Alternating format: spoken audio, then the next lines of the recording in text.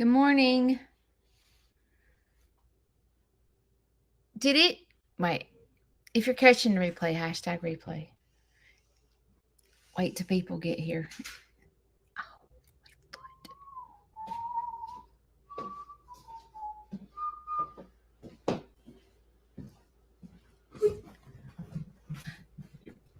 Did it do a countdown for y'all? StreamYard has new things.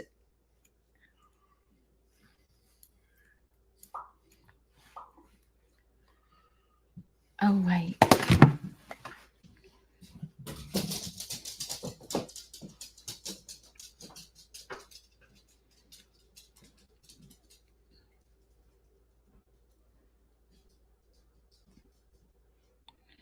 Oh, shoot.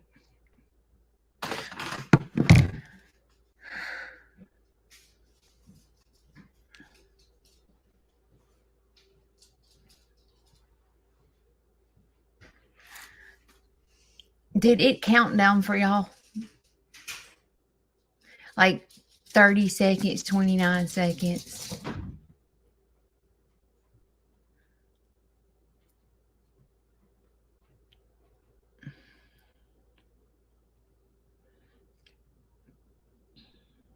It didn't? Okay. Well, StreamYard, which is the app that I use to go live on Facebook and YouTube at the same time, basically has made some changes. And so it said you could put a video or you could, oh, wait. Oh, it did, Luanda? It showed on the screen a countdown? Because it asked me if I wanted that feature, and I said yes. So I was wondering if it did it.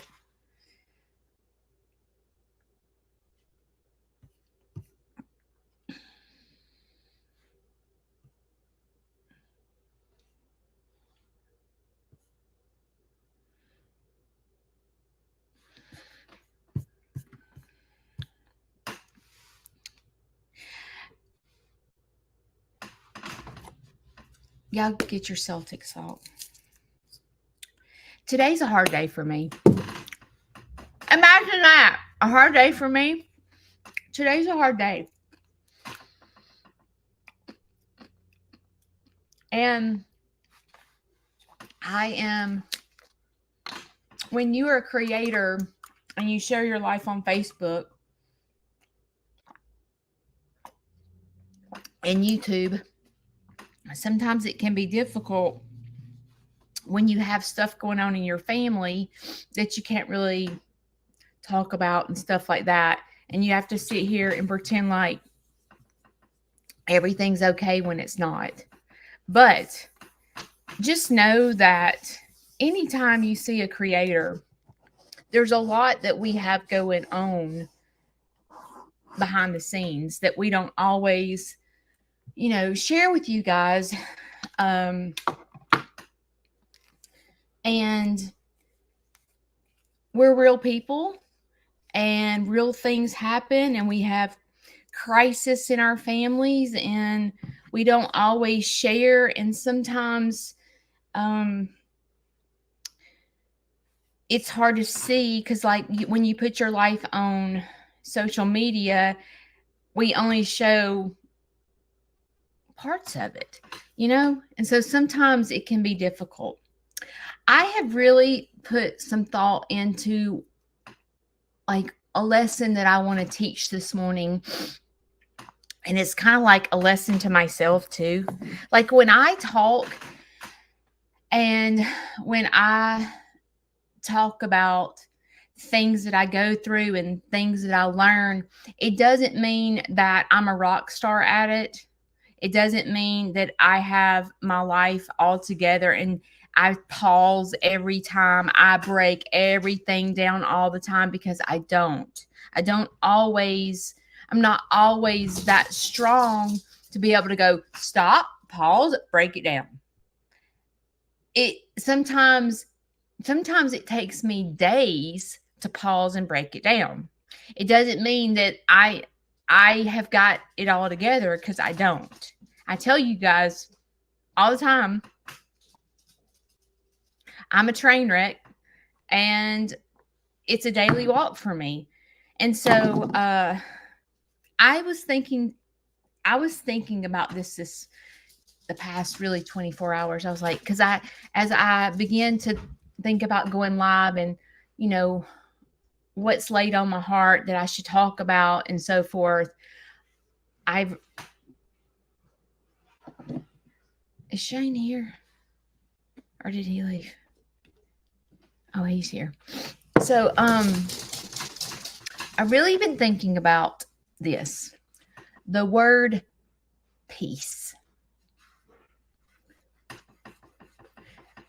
And for so long, my entire life, I grew up with, my parents got divorced when I was in first grade. So I was like 6 or 7 years old.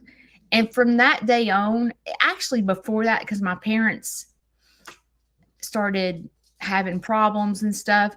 So chaos entered my family at a young age.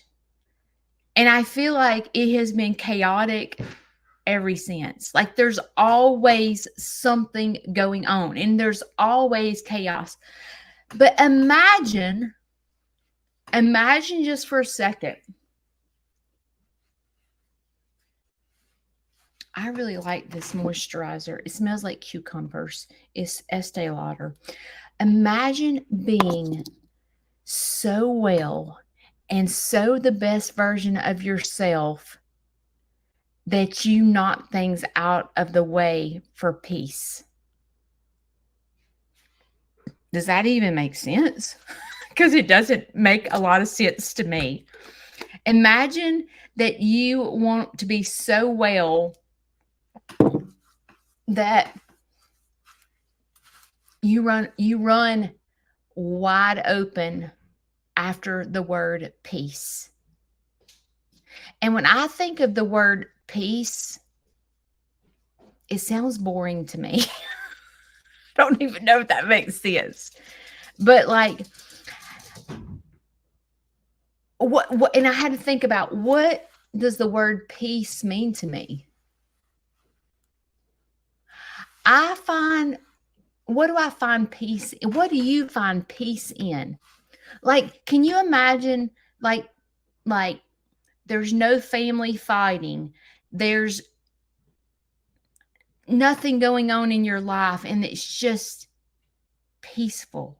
Like, can you imagine, like, I don't know, I think about like sitting by a window in the fall with the window open, and it's kind of cool, but not too cool to have the window open, and you hear the birds chirping, and there's no sound around you but you and listening to this bird, and your mind is not spinning out of control with chaos, and you're just able to be present and have peace.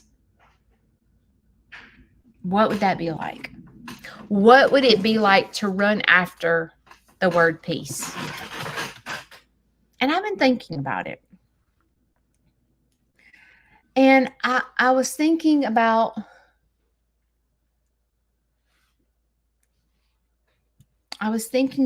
it looks like this moisturizer is a little greasy, but it's not.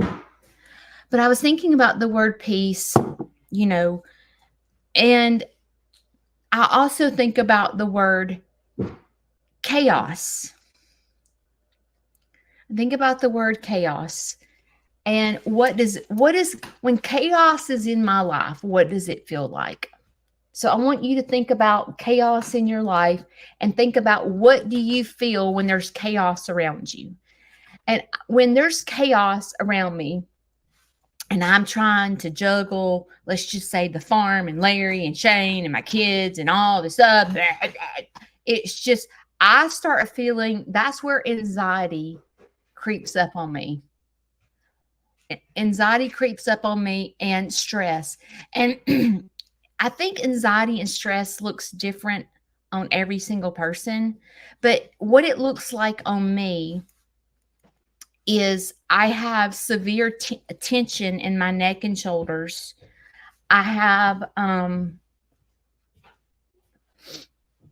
I usually have depression that comes along with it. There's a lot of confusion in my head, and I obsess about trying to fix something that I usually cannot fix. I have, sometimes I find myself glitching my teeth and my jaws are sore. It doesn't feel good. It doesn't feel good when there's chaos in my life. But it seems like there's always chaos and there's no peace. And I'm like, why? What if Judy was so well and so the best version of herself that instead of being in chaos, she ran after peace? Does that even exist? I'm not sure. Like, you know how like some people like they always seem to have it together and there's like no stress in their life. Like if there's something stressful, they remove themselves from it. And I'm like, how do you do that? Like, how do you do that?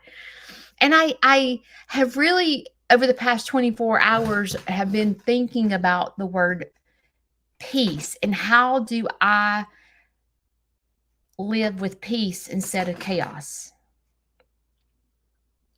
And I think about the word peace and I think about me sitting at the window with the window open and the birds chirping and there's no sound around me and I feel peaceful.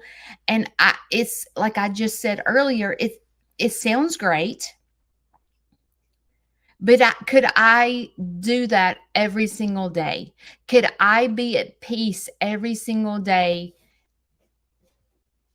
and be present? And I thought, that's really what I probably should work towards. You know, as you get older, it seems like, now I can't speak for y'all, but it seems like to me that as I get older,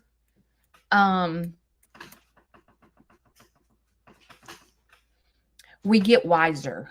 We get a lot wiser when we get older because we've been there, done that, have the, award for it. And so sometimes when you look at things like, for example, I've talked about my brother a lot. And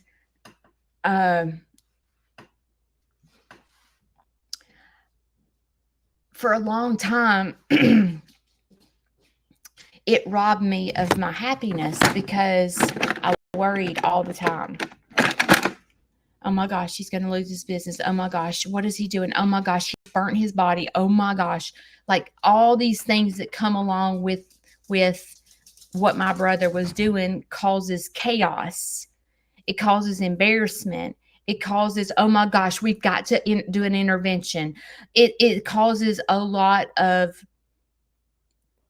stress and chaos for my family. Imagine all that chaos going on and Judy has peace. And I thought, how do you have peace in the middle of chaos? And I really have tried to think about that. And I think my biggest problem is I'm a fixer.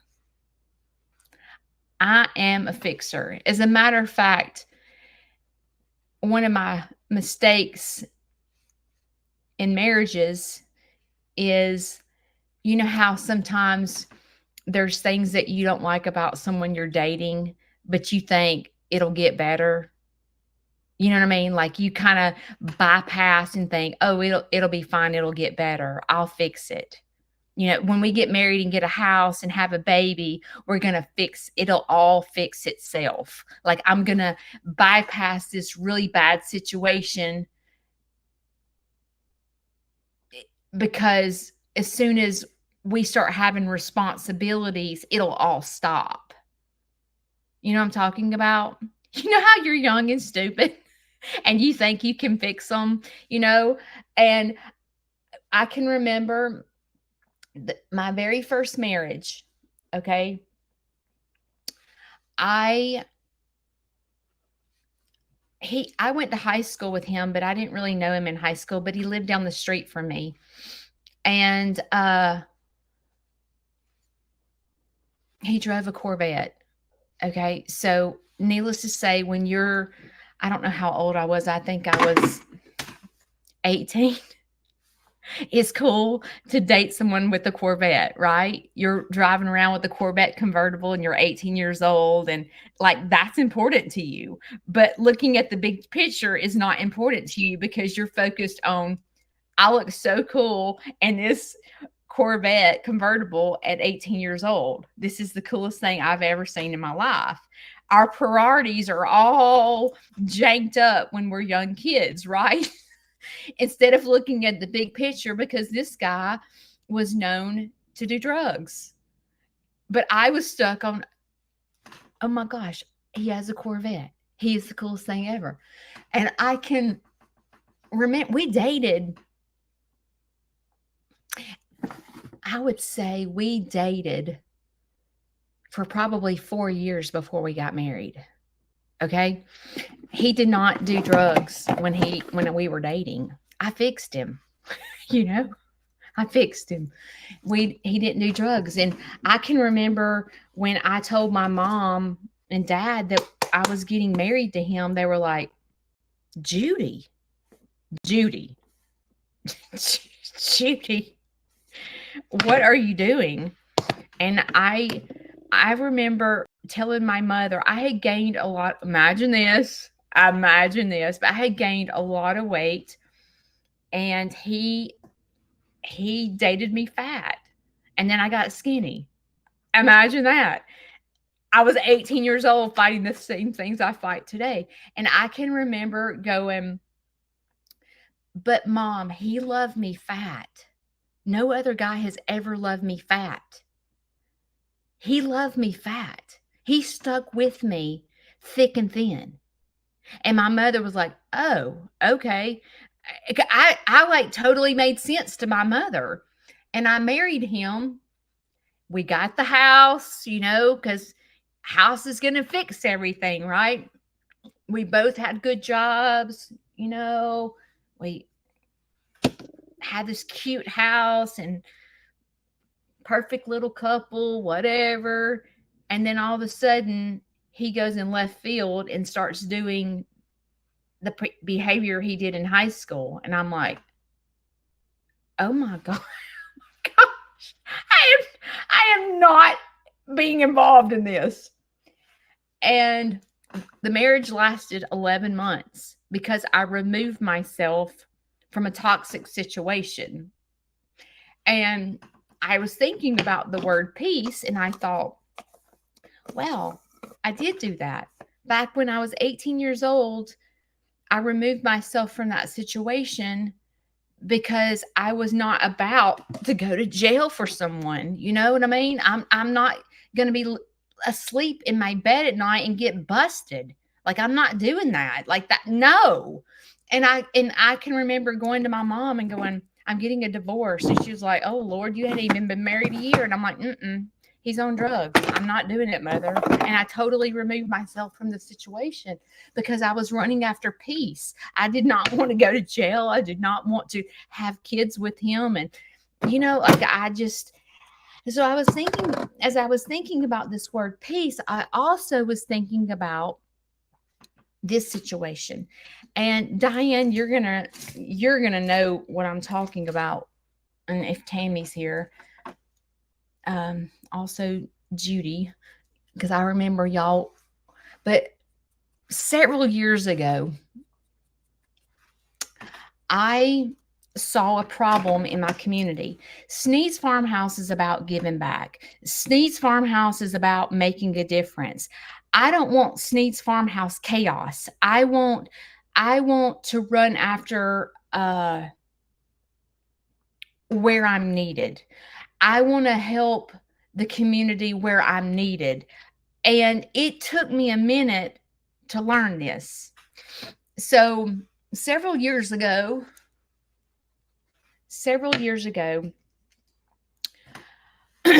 I got a phone call. It was my birthday. It was my birthday. I would say it was probably 3 or 4 years ago.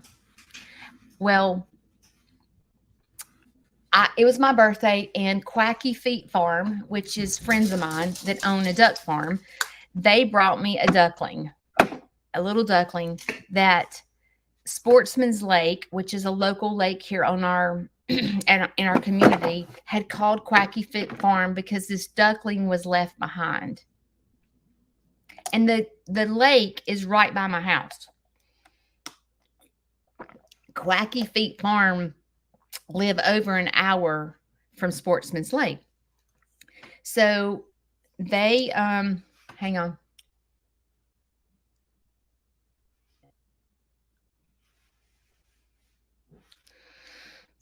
They called Quacky Feet Farm, and they drove over an hour to come to this lake to rescue this duckling. And there are a ton of ducks on the lake. And well, when that happened, I thought in my head, because Quacky Feet Farm told me, they were like, they need someone to help rescue the ducks that are injured on the lake. And I was like, I can help my community. I can give back and help my community. And so I formed a relationship with the lake, went out there and talked to them. And I said, they were like, well, there's ducks that are injured or whatever on the lake. And we need someone to come help us with the injured ducks and so forth. And so basically, I began they would call me, Judy, there's a duck out here injured. That's where Quacky Jackie came from. Judy, there's a duck out here injured. I would go to the park. I would pick up the duck. I would take the duck to the vet. I would get, like, Quacky Jackie had to have surgery. It cost me $400 to have surgery for this duck. I brought her back to my farm. And so I began to rescue the ducks because I wanted to give back to my community, and I thought I was doing the right thing. And oftentimes when I get myself in a situation, I think that I'm helping and I think that I'm doing the right thing because that's what I want to do. My farm is a nonprofit farm, and I constantly want to give back. I want to hold people's hand or help people in the community and go, how do I help you? What can I do? So I began to do this, and I'm not going to get into the whole story, but I did it for a while. As a matter of fact, Shane and I invested $4,000 in a rescue unit and run so that we could separate these injured ducks from our flock so that we didn't get our flock sick in case there was something wrong with the duck. So Shane and I made a big investment to help our community. And long story short, I realized that I wasn't helping. And I was giving my all to this park and these ducks in my community. As a matter of fact, I wrote a speech and went to our commissioners' meeting twice to talk about the injured ducks. And so I figured out really quickly, after rescuing a gazillion ducks that couldn't walk, I realized real fast that it was a nutrition problem. And so then I went before the board and said, okay, the problem is the ducks are not getting fed the proper nutrition. And I'm thinking in my head that I'm helping my community. I'm helping these ducks with their nutrition, because what's happening is ducks have to have niacin in their diet. And when the ducks have a niacin deficiency, it mimics an injury because they can't walk. As a matter of fact, there were 15 ducklings that could not walk at the park. And it was because the mother of the ducklings was malnutrition with niacin, and she was passing that deficiency on to these baby ducks. So I go before my whole community. I go to the commissioner's meeting, and I'm spilling out my guts going, y'all, this is a nutrition problem. And I even got the Coleman County lawyer involved. And I realized instead of helping, I was hindering my community. My community didn't, I was, how do I put this? I was this nuisance girl that was screaming and hollering to give the ducks duck feed and feed the ducks. And nobody wanted to hear it. And so I became a nuisance, and I gave a bad name to myself in my community because I was screaming and hollering for the ducks, because the ducks couldn't talk to say what was wrong with them. And sometimes in life, you think that you're helping, and you're not. Wait a minute, let me back up. You're helping, but you can't help someone or some company or some part that doesn't want help. And I realized real quickly that I was just making people mad. And I realized I was putting forth all this effort into something that was going backwards. And I'm the type of person who, I'm tough as nails. I'm a very strong person. And I take it, and I take it, and I take it, and I take it, and I take it, and I take it, and then I explode. And then when I explode, I have to walk away, because I realize that I'm not helping. I'm making it worse. And although I thought in my head that I was helping my community with these ducks, my community was like, we're not responsible for those ducks. And I'm like, you're allowing ducks to be dumped on the lake. This doesn't make sense to me. It's a simple change. You're selling feed at the concession stand. Instead of selling fish feed, sell feed with niacin in it, so that there's no deficiency in these ducks, and then your problem is solved. Don't you see it? But they're not farm people. They think I'm just big mouth that's demanding my way, and I'm a know-it-all. And I think that I'm helping, and I'm not helping. I'm hurting, and I'm giving myself a bad name trying to help, because I think that I'm doing the right thing, helping, and I'm not helping. I'm making my whole commissioners, they're like, look, Judy, we've got roads to worry about. You're up here talking about ducks. We're up here trying to fix our community and our roads and all this stuff, and you're over here talking about ducks?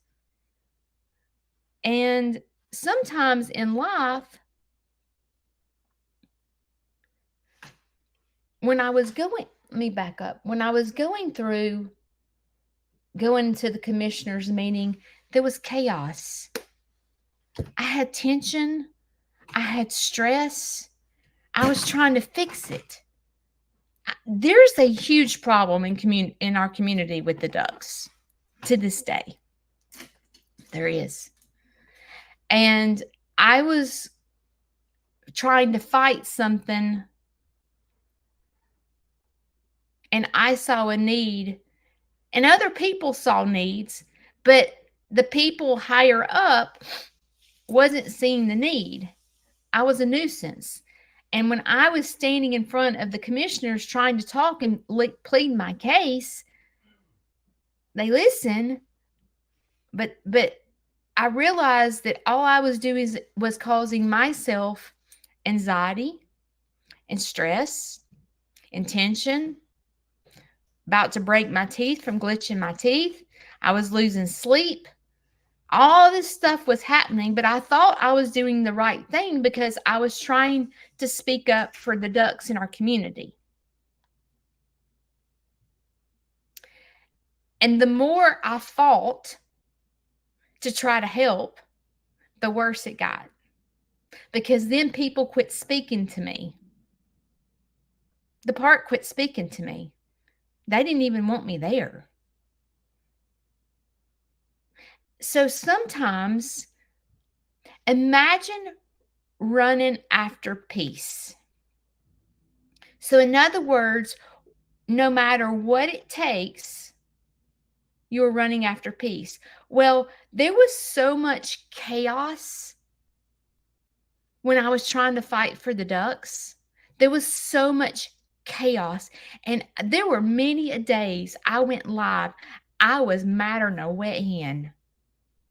I was so mad at my community for not helping these ducks that took a stand for these ducks. I ran after, I got on my live so many times and I bashed them because I could not believe that my community would neglect the ducks. When this is a park that's held to a standard, people from all over come to this park. People from generations past grew up feeding the ducks. But our community couldn't take care of the ducks. And you can ask Diane, many a times I got on my live and I bawled my eyes out asking for help. And my backup dancers were contacting Sportsman's Lake trying to help me fight for these ducks. And I was fighting and fighting and fighting. And I realized that I was causing a freaking chaotic mess.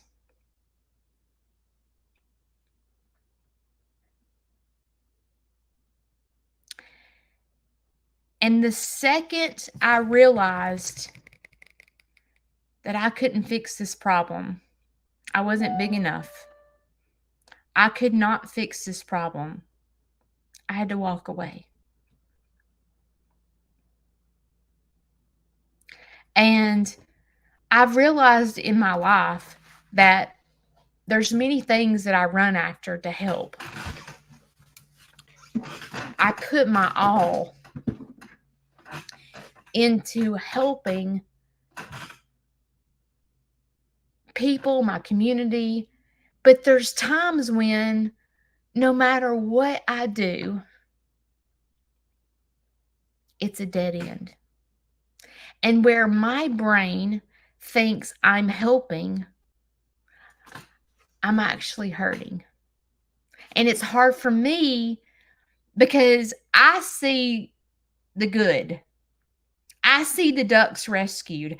I see this community coming together and going, okay, if these are not your ducks, they're Coleman's ducks. Let's feed them every single year at this time. I couldn't fix all that. I could not.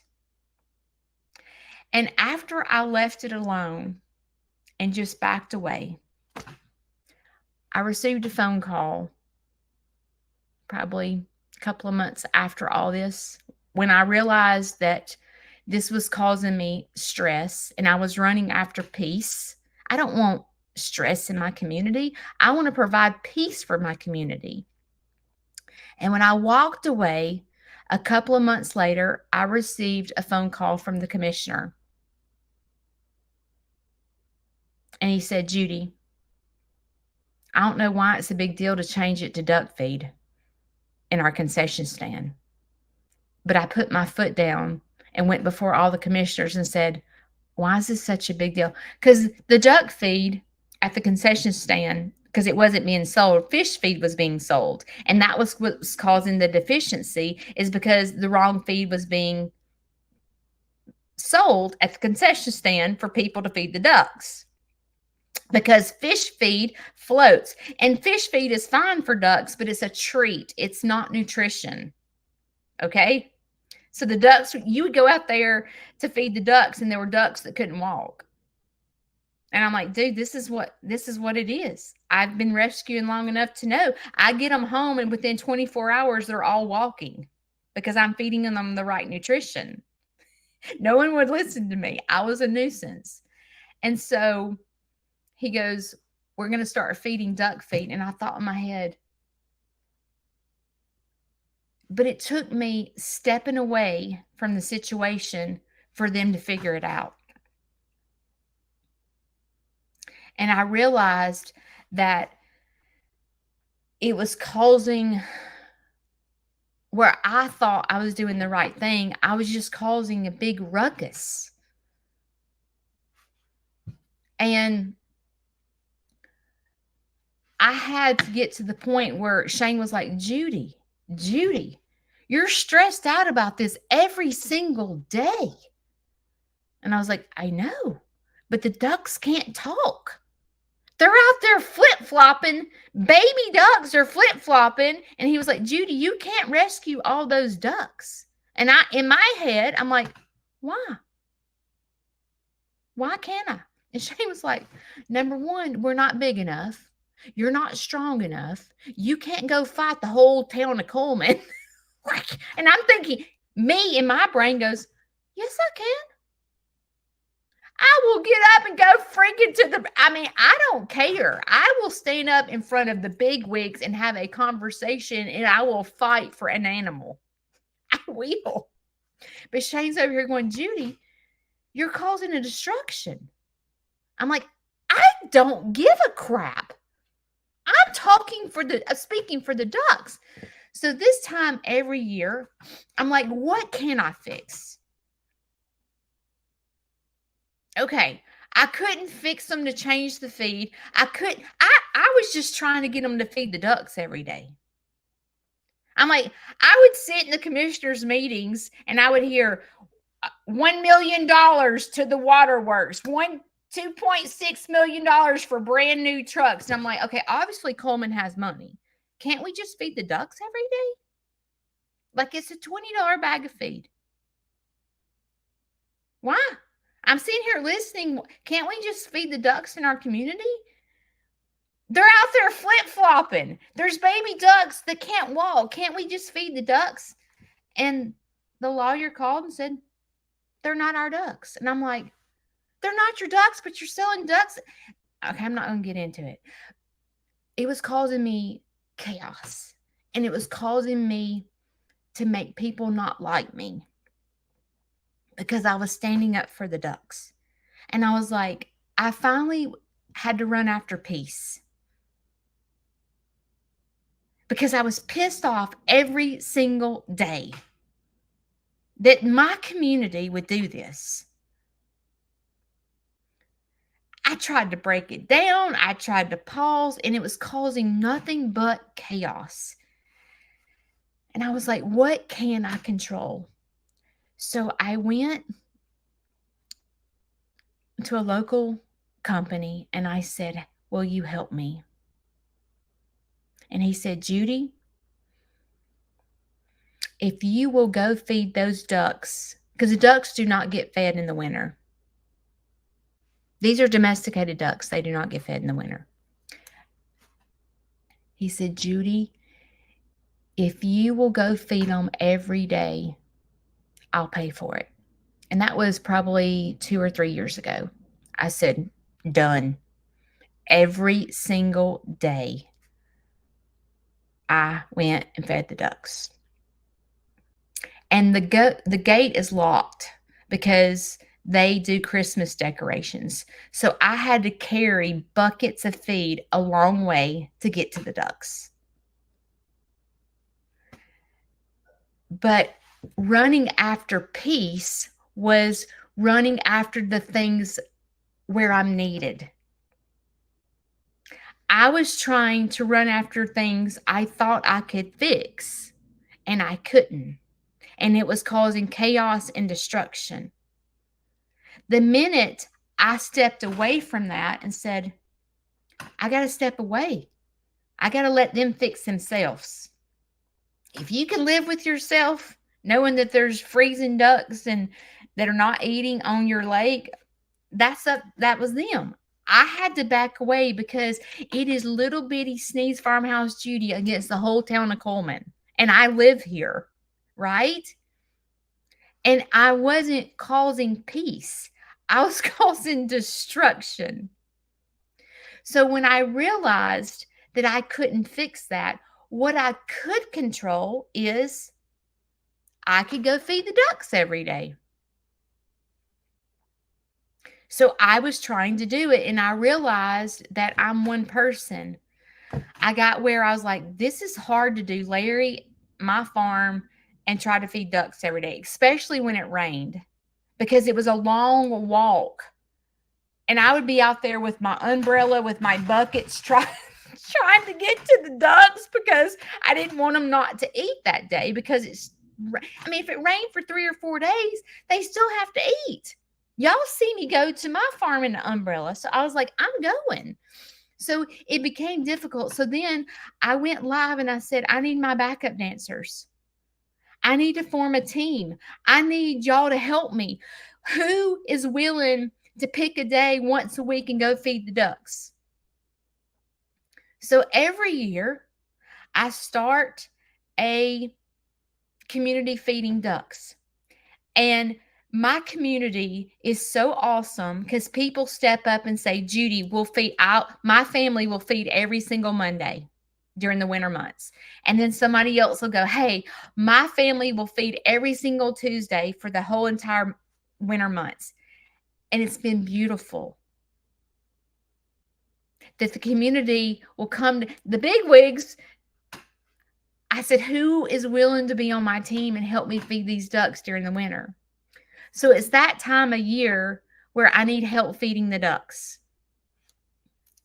But you can see where I thought I was helping. And I was like, you need to fix this. This is what's wrong. This is what's wrong. This is what's wrong. I go all the way to the commissioner meeting and going, you need to fix this. These ducks are suffering. That was causing chaos. I thought I was doing the right thing. I thought someone would listen to me. But instead of doing the right thing, I was causing chaos. And imagine being so well in your life that no matter what it is, that you don't allow confusion in your brain, that you run after the peace by sitting in the window, opening up the window, listening to the birds chirp, the cool breeze, and having peace in your life. When you run after the word peace, sometimes you tick people off because it's like sometimes I had to break a relationship with me speaking out to the commissioners. I broke a relationship with the lady at Sportsman's Lake. To this day, she hates my guts. I ruined it. I ruined the whole relationship. And I had to completely walk away from it because there was so much confusion, because I knew my intent was in the right place. I thought I was doing the right thing, but I was causing construction where I was not needed. So then when I was running after peace and going, okay, what can I control?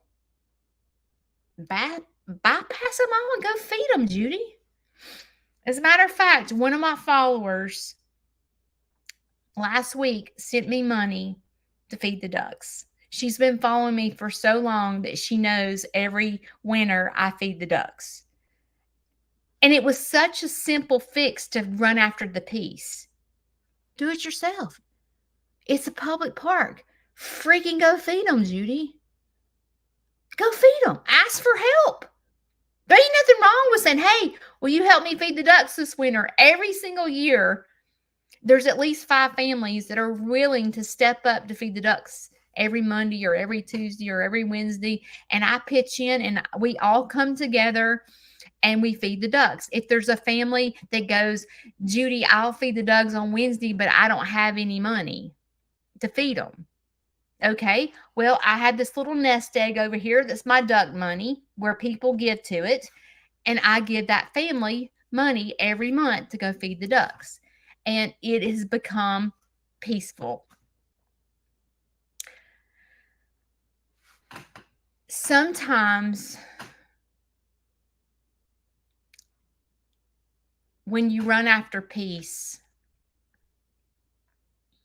it causes construction. Like it can cause destruction because sometimes you have to, you go and you scream and holler, you need to fix this, you need to fix this, you need to fix this. And you can see the big picture, but not everyone can see what you see, right? I knew I was right. I had gone to the vet. I had talked to the nutrition. I had done my homework. I knew I had rescued enough ducks to know exactly what was going on. But no one would listen to me because I'm this little bitty peon that was in Coleman, Alabama, screaming and hollering and yelling. Instead of just fixing it, going peacefully and going, okay, before you go cause a big ruckus, just go feed them yourself, Judy. And sometimes when you run after peace, you find yourself hurting a lot of people because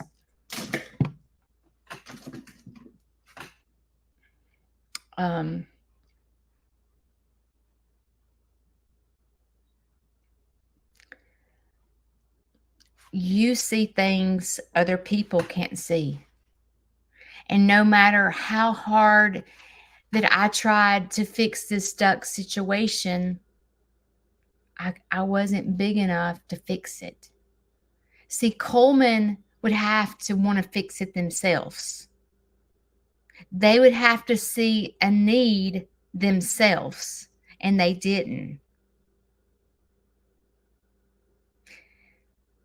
So sometimes when we go and we try to fix other people, other things, your whole freaking community you're trying to fix because you're trying to give back where you think you're needed, sometimes you're not needed. And even though you think you're needed for this particular situation, you get the elbow, get out of the way. We got other problems to worry about than a freaking duck. Get out of the way, get out of the way, get out of the way. Some animal activists, here they come. Oh my God, they're all crazy. You know, like that's what was happening. But I think in my own life,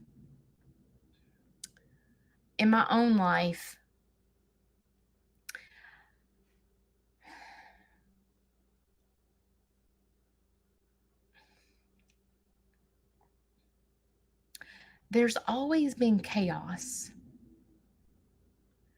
And I think if you come from a broken family where your parents fought, or you grew up in alcoholism or drug addiction or some kind of something, and there's chaos all the time, mom and dad are fighting, somebody's drunk laid out on the couch, somebody's not coming home from work because they're out at the bar or whatever, there's chaos. I was the type of child that grew up in chaos. It's almost as if I don't know any different. because my life has been chaos since day one, because I find myself getting in chaotic situations. It's almost as if I'm attracted to that because I think I can fix everything. I think I'm freaking Mighty Mouse and can fix everything, just like my marriage. I can fix him. As soon as we get married and get a house and he'll change. You know, I'm a fixer. And when you're a fixer, you find yourself in chaos all the time. You do. But imagine if you ran after the peace. And I was thinking about today about running after peace, and I was like, it sounds freaking boring to me. Like just sitting by a window, listening to the birds chirp. Like maybe, you know, I don't even know if my brain would do that, because my brain is so used to chaos because I was brought up in chaos. It's almost like my brain doesn't know how to run after peace. And I thought, okay, just as if I was talking about I couldn't fix the duck situation. I can't fix other people. I can't fix other things, but I can fix me, right? I can fix, instead of running after chaos, running after peace. And as you grow up and you become a big girl, you find yourself wanting peace. You're like, I can't deal with this freaking chaos. This is just freaking chaos. And as I've gotten older,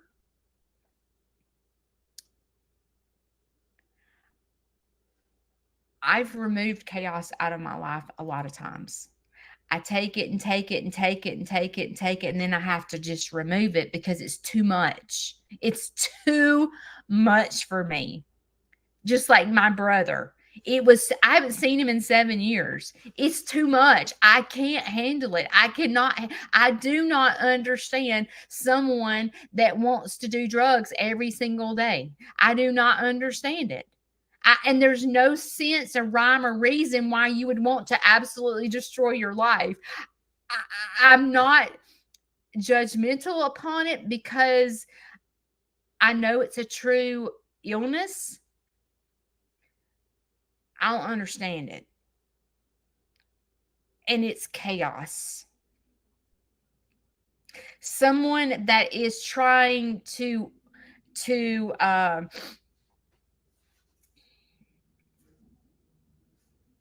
someone that just gives up on life. I don't understand it. I don't understand. I do not understand it. And I can tell when my brain is just like this. And I can feel the tension, and I'm like, this doesn't feel good. This is not, what is wrong? And when I'm able to pause and break it down, what is bothering me? I'm sad that I'm not strong enough to handle this, but I'm not. It's just like when I had to make the decision to put Larry in the nursing home. It was so freaking chaotic in my house every single day, non-stop, every single day.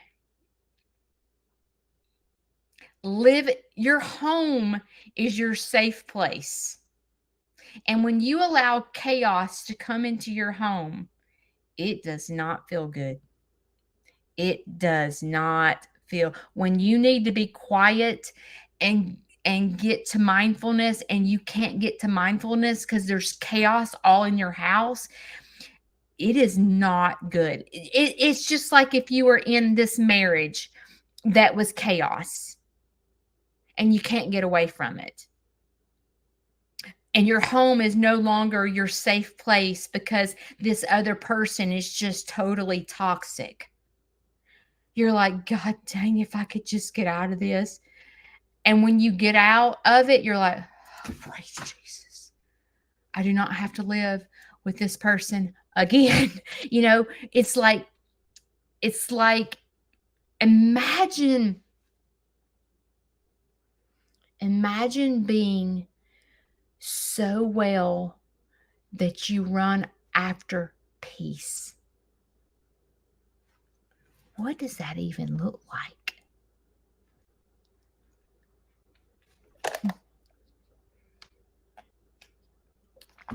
And it feels sometimes sad when you have to let go of people that you freaking love, like your spouse. Have you ever absolutely loved your spouse but still had to get a divorce because you couldn't fix it? Like, say that she's an alcoholic and you're running after peace and you're like, this sucks. I can't fix her. I wake up in chaos every single day. And no matter what I do, I can't fix her. And you have to remove yourself from the situation because you're running after recovery for yourself. What a terrible situation to be in, where you absolutely love them but have to let them go because you can't fix them. And it's just it's it's a tough situation to be in, but you reach the point in your life where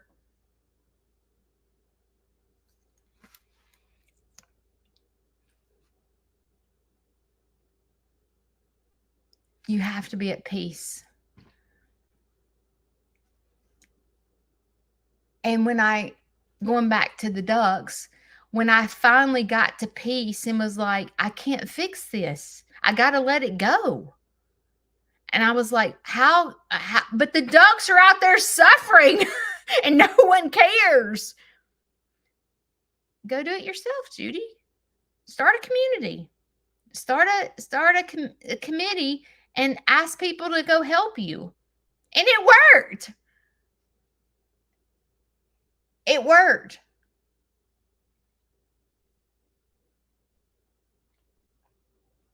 And I will tell you, there is nothing better, because when I go feed the ducks at Sportsman's Lake, I go, come on, babies, it's time to eat. And if you've ever seen my videos, they come flying in. They know it's me and they know I'm bringing food. They're starving. They're coming flying in, just swimming just as fast as they can to come get food. They eat out of they're so domesticated, it's sick. They're not wild ducks. They eat out of your hand. They let you pick them up. It will bring nothing but a smile on your face when you go feed the ducks. And when you do it every day, and if you don't live in Coleman, there's ducks that are dumped off at a lake somewhere near you. And if you're wanting to know how to give back to your community, but human beings make you sick, go develop a relationship with the ducks at your local park. Go feed them every day. And if you go and say the same thing every day, Mama's here, they all come flying. And they come in and it will sit there and it will put a smile on your face. And suddenly all the chaos of the whole community hating you because you're going to the commissioners trying to fight, all that escapes you. And you have peace when you go out there and go, Mama's here. And they come running to you. And if you go feed the ducks every single day in your community and say the same thing to them every day, y'all, it is almost like you have a farm without having a farm. Those ducks will make a connection to you. Go feed the birds in the park. Go feed the pigeons. Go do the same thing every day. I promise you, it is a feeling like no other.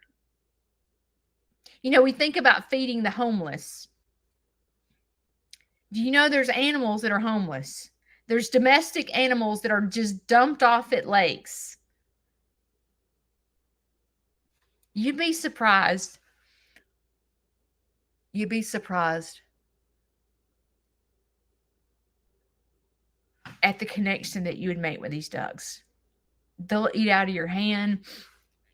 It may take a minute for them to get to know you, but it's almost as if you're running after peace because you went from, oh my God, this our community has the ducks dumped off and they're domesticated ducks and no one feeds them during the winter and they're freezing to death and these mamas have nowhere to have babies, but hawks are getting them. And then you go out there and you make a difference, but you don't have to say anything. You just got to go out there and feed them. You would be surprised at what peace it's like sitting at the window with the window open with the breeze hitting you with hearing the birds outside. It's a peace like there's no other.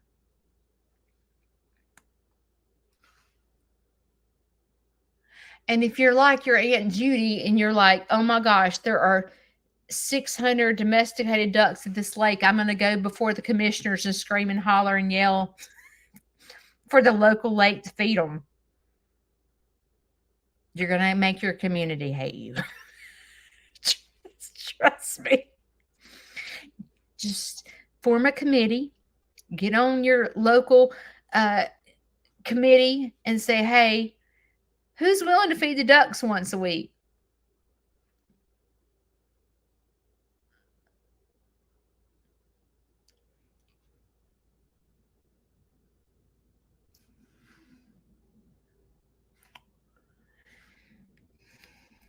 Peace is so much a better feeling than chaos. When you're at peace is when your brain can think properly and you can process things. When your mind is in chaos, and if you're like me and have lived in chaos your whole life, it's almost like you don't even know what peace feels like. And peace sounds boring. But I've learned through counseling that it takes, I think it's 21 days to make a habit. It took 21 days for me to give up Coke Zero and to replace it with something nutritious like vodka.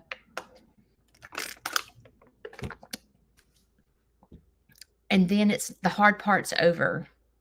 So if you practice running after peace every single day for 21 days, come back and tell me what it feels like to have peace. And peace is in a quiet place. Peace is not in the middle of New York City. Okay. Peace is at a local lake where you just hear quack, quack, quack, quack, quack, quack, quack.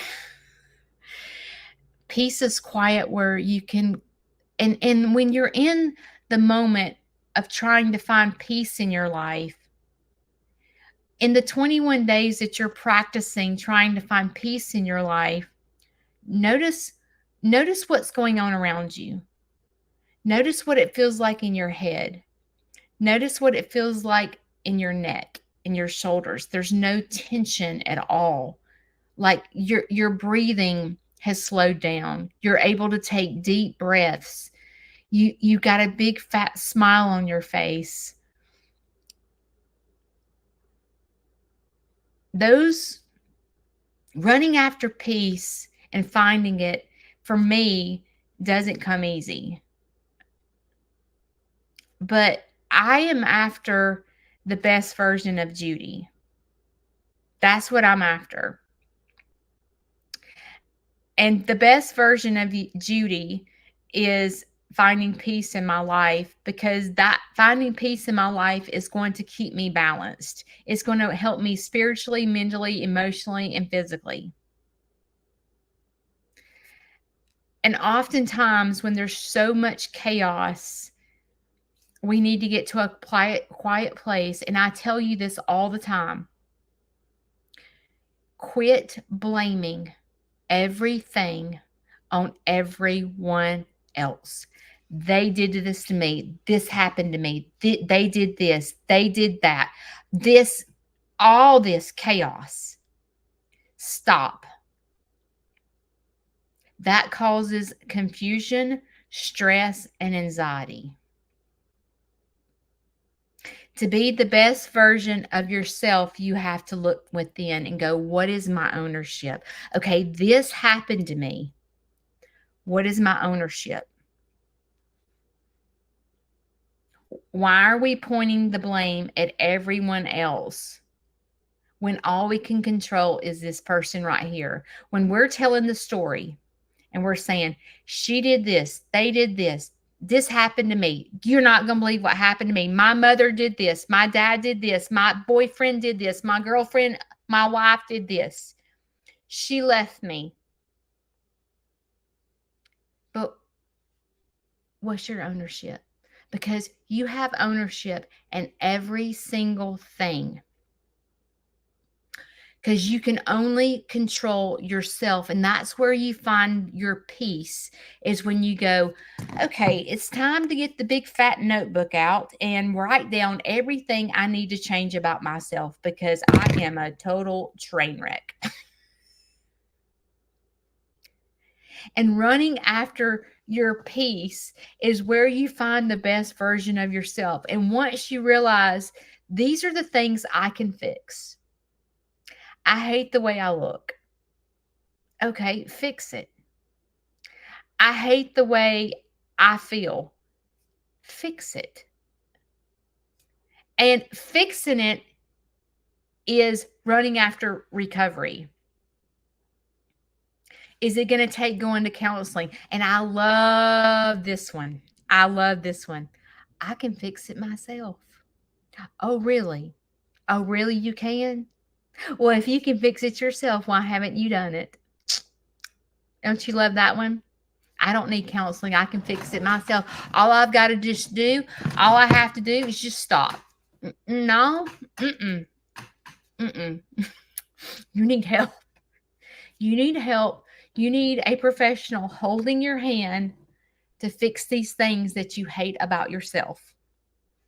And you tell me, Judy, I can't afford the $30 copo. You a dang lie. Yes, you can. You could. There's nothing we can't do when we set our mind to it. You can figure it out. Maybe you have to stop the Starbucks drive-throughs to pay for your counseling, but you're smart enough to figure it out. It always works out. Is how bad do you want recovery? How bad do you want the peace in your life? That is the main thing. If you want it bad enough, no matter what it takes, you can do it. So today is Wednesday and hump day. You have choices. You can continue to sit it out by blaming everything on everyone else. Or you can get on the double Dutch bus and you can dance and go, wonder what my ownership is. Because that's where you're going to find healing. I'll see you guys later. Don't forget to feed your ducks in your local community. Go to your animal shelter and walk the dogs. Bye.